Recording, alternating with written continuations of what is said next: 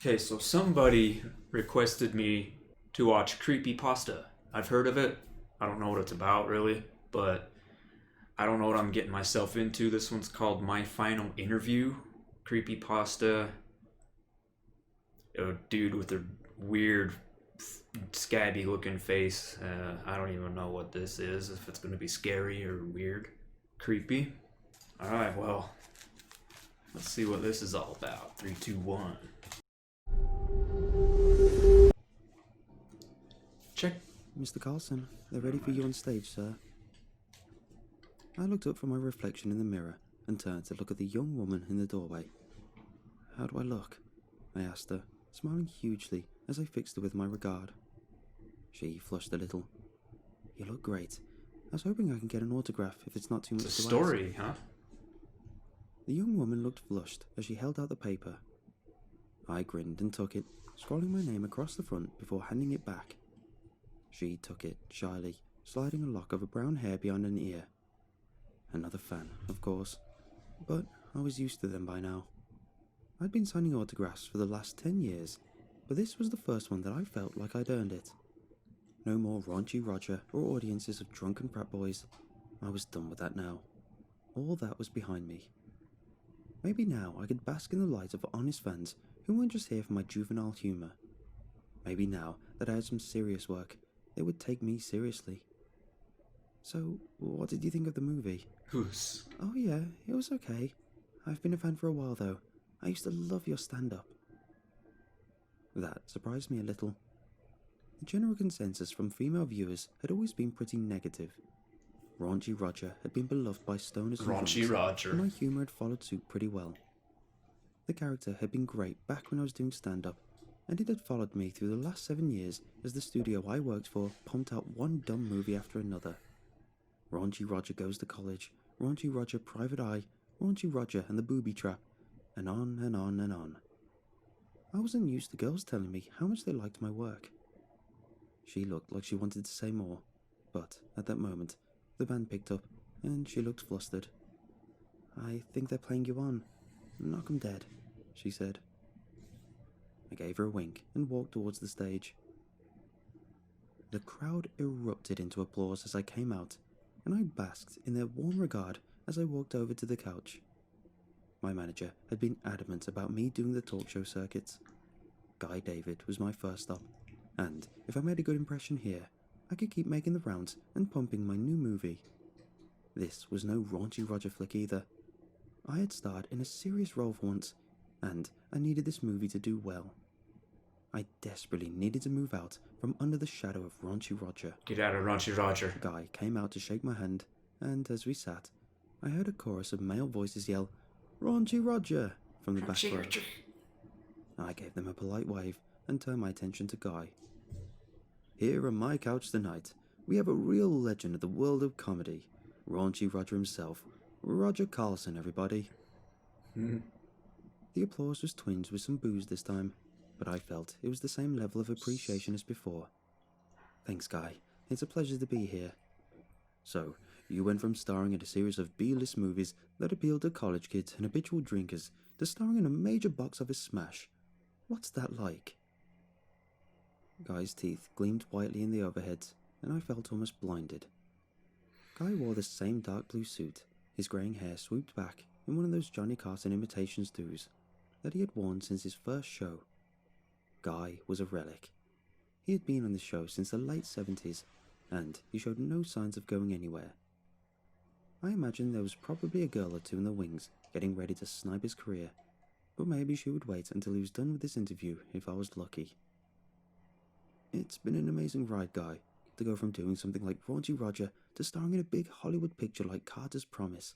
The crew I worked with was amazing, and it was an honor to work with the beautiful Margot Thames. A wolf whistle came from the back, and the crowd laughed. Speaking of Miss Thames, you two appear to have some real chemistry on screen. Anything there with you two? The crowd made some oohing noises, but I ignored them. That's called acting, Guy. I can assure you that, while Miss Thames is a lovely woman, there is nothing romantic going on between us. That had been by design. Okay. That had been me, breaking a habit.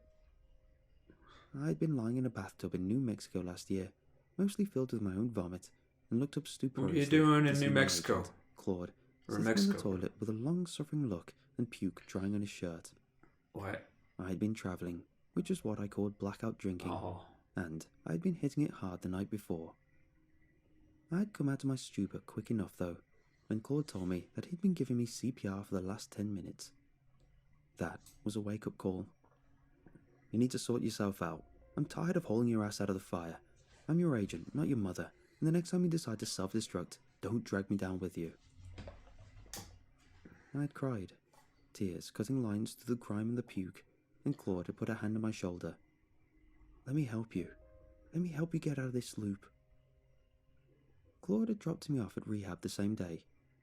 After 6 months of puking and shaking and going to countless meetings, I felt like I might be getting better. Another 6 months, and I had been ready to leave and see if I could maintain this new, sober life. I had made a promise to myself in rehab, a promise that I would do better. Raunchy Roger was not the cause of my problems, but he was a symptom. Raunchy Roger liked to party. Raunchy Roger liked to sleep with anything with a pulse. Raunchy Roger liked to abuse prescription medication. If I was going to get my life back together, I had to cleave from Raunchy Roger. When Claude had come to me with the script for Carter's Promise, he had made it clear that I couldn't, quote, Roger up the set. Rogering up something was a word Claude had for ruining. Roger it up. And I agreed. I had drunk lemon juice and water, kept up my workout routine, and put nothing stronger than aspirin into my body since coming out of rehab. I set would have access to things from my past. Working on a set again would be a real test of my mental. In the 8 months of shooting, I had been tempted, but I had not succumbed. I was sitting here now, Good job. a better Good man. job. This is quite a transition for you, isn't it? From doing something like Raunchy Roger to a serious film like Carter Promise. I realised I'd been wool gathering and snapped out of it. It was quite a change, but a change for the better, I said, smiling out at the crowd.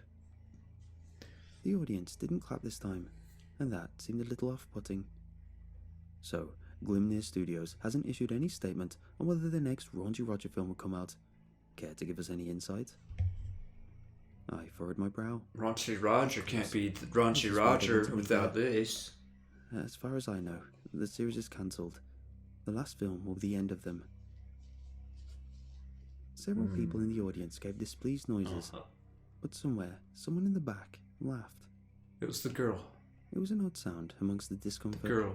and I found myself looking for whoever had From made the it. beginning, that liked us. I was used to people laughing at me, but it sounded so alien at the moment. It sounded not altogether real. Maybe. Guy seemed shocked. After all this time, we're talking about a series that's been going on for nearly 7 years. Yes, well, now I've moved on. I think we can finally put the character to rest.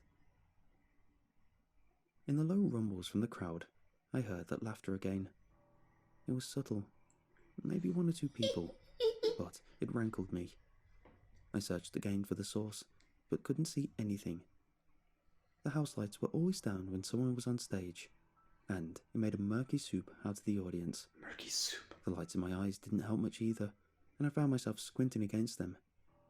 Well, out of respect for the recently deceased, maybe you could give us some classic Raunchy Roger lines, Guy said, looking out at the audience, who began to clap like good little sheep. I felt like screaming. Claude had told me this interview was about my new movie, not my past. I didn't ever want to think back on those drunken days, those days when Roger had ruled my life. But it seemed to be all anyone ever wanted. The crowd was actually laughing now, cheering and egging me on. That grating laughter still lingered amongst them. It was like an ice pick against my temple. The mechanical laughter that skittered through the crowd too fast to be discovered. Can't you just pretend? They quieted down when I didn't laugh along with them or stand up to oblige. I don't think so, Guy. I'm here to talk about Carter's Promise, not to rehash old material.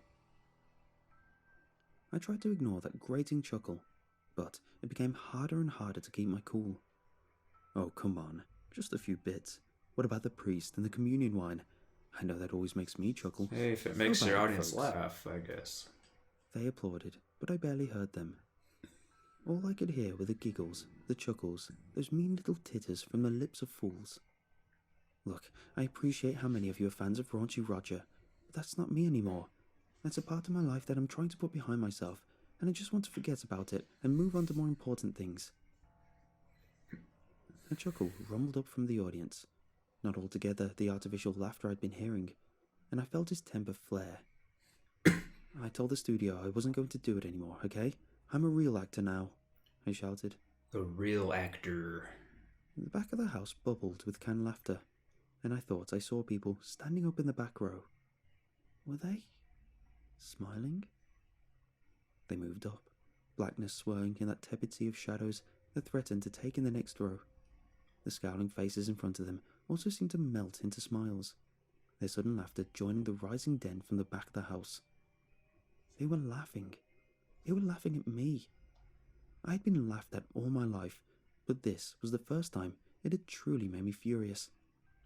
I'm glad I did it. I killed Raunchy Roger. He was made of the worst, the darkest part of me, and I'm glad he's dead. I shouted at the audience, rising up from the couch and stalking towards them. I balled my fists. They hadn't come to hear about my new project. They had come to pick the meat of the carcass of my old work. They wanted to hear the jokes about the lesbian sisters, the nun who moonlighted as a dominatrix, the menacing priest that I barely escaped in my youth. They wanted all those Roger classics that had transcended my stand-up and made it onto the screen.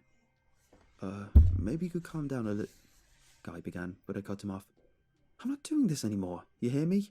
I shouted into the crowd. I'm done dancing for your amusement. Raunchy Roger was a misogynistic dick, a cancer that I had removed. I'm a better person now. Interesting. The crowd erupted into a flurry of that canned laughter. They were really laughing now. They were mocking my suffering. They were mocking my journey. I'd escaped a life that meant to kill me, and these assholes were mocking me. Now they're laughing at They you. didn't have the slightest idea what it was like to live under the shadow of Raunchy Roger. They didn't have any clue what it felt like to step out from underneath that weight. I'm a real actor, I screamed at them. Not some clown that struts about to make you laugh at his antics. I moved on. Maybe you should move on too. But the closer I got to the crowd, the more I noticed them change. The blackness tore through them like a disease. They were alien. And what had begun in the back was now rioting through the middle and working its way stage side. The crowd, buried in that hazy blackness, grinned at me with 2 white smiles and 2 white teeth. They leered, jumping seats and coming forward in a horror movie shuffle of propelled bodies. Just 2 white teeth? I backed away a step, almost tripping on the rug that stretched over the stage. I could hear that canned laughter rippling through the whole studio, and one of the band members began to chortle even as I backed away. The chortler fell over suddenly, his drum set falling with him, and he convulsed as the laughter was ripped from him and became the same mirthless screech that ran through the crowd.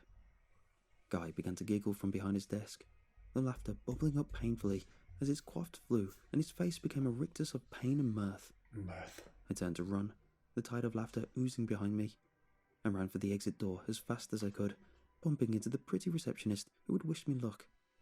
She was already doubled over as her skin began to mottle and run, and I felt fear move my feet as I charged for the stage door. I hit it like a fullback, going for a tackle, but bounced off as the door refused to open. I slammed into them again and again, but they wouldn't budge. I turned, running down the hall for the side door, but the laughing was already coming up that way towards me. I was trapped. I had nowhere to go. Fake laughs. They would get me and... Little... I saw the broom closet standing open and dived inside. I sat amongst the mops and cleaning implements, my back against the wall, and a mop stuck up under the door handle to keep it shut. Good. Outside, I could hear things moving. Hear their laughter as they got closer and closer.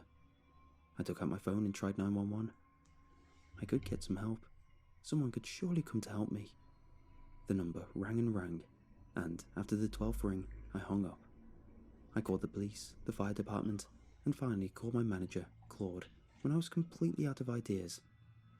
If Claude hadn't picked up, my next option was my mother, whom I hadn't spoken to in years. I think at that point, I just wanted someone to reassure me. Claude picked up in the third ring. You're dreaming. What's wrong? You're supposed to be on stage. Claude, something's going on at the studio. People are trying to attack me. I need help. I need... You? Claude cut in. Who would be trying to attack you?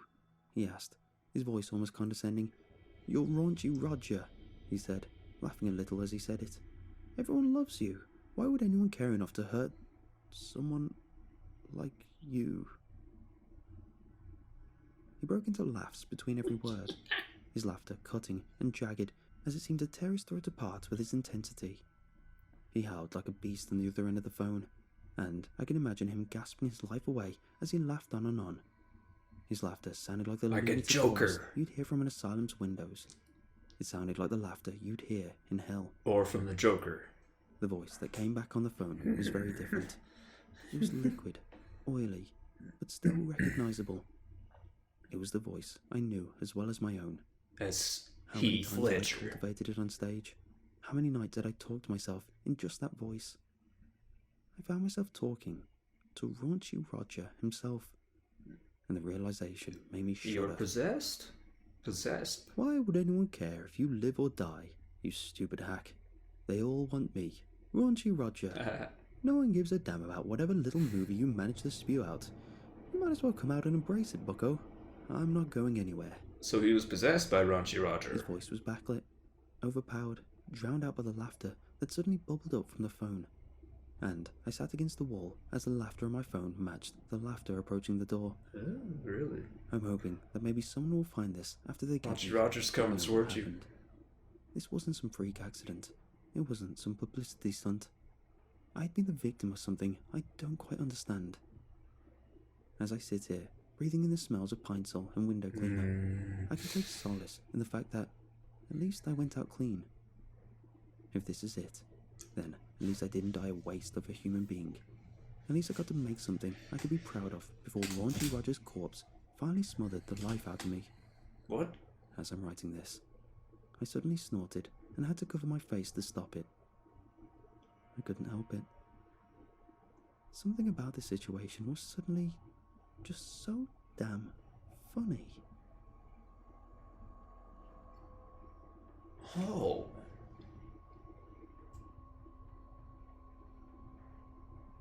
So damn funny. Like stand-up funny. I liked that. That's good. I wasn't expecting a story. Definitely was not expecting a story. I thought it was going to be like a movie or a short film, but hey, it was like listening to an audiobook.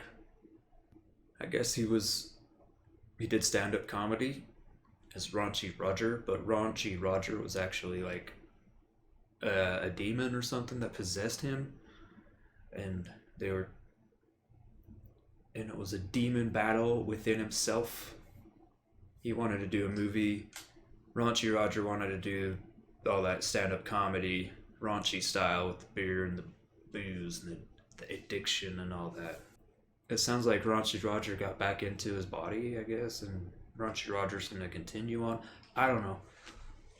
That's just kind of my take on it. But hey, I pre-ordered Assassin's Creed Valhalla. I hope I can play it 2 hours before midnight, which is 10 p.m. for me, which is in 3 hours. And if it works, I'm going to stream it. Anyway, thanks for watching if you did. And if you have not yet,